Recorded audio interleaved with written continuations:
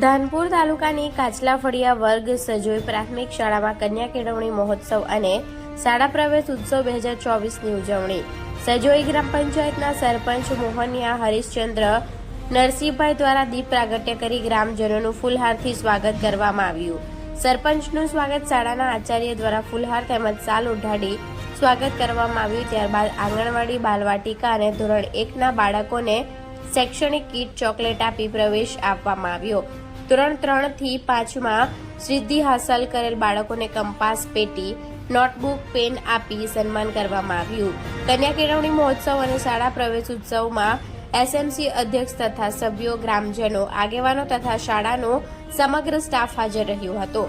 સરપંચ દ્વારા ગ્રામજનોને બાળકો શાળામાં નિયમિત મૂકવા માટે તથા બાળકો અભ્યાસ સાથે જોડાય તે માટે માર્ગદર્શન આપવામાં આવ્યું. અંતે શાળાના કમ્પાઉન્ડમાં સરપંચ દ્વારા વૃક્ષારોપણ કરી શાળાના શિક્ષક ઉત્તમભાઈ પ્રજાપતિ દ્વારા આભાર વિધિ કરી કાર્યક્રમ પૂર્ણ કરવામાં આવ્યો. Reporter Hasmukh Prajapati, Gujarat crime news, Limkheda.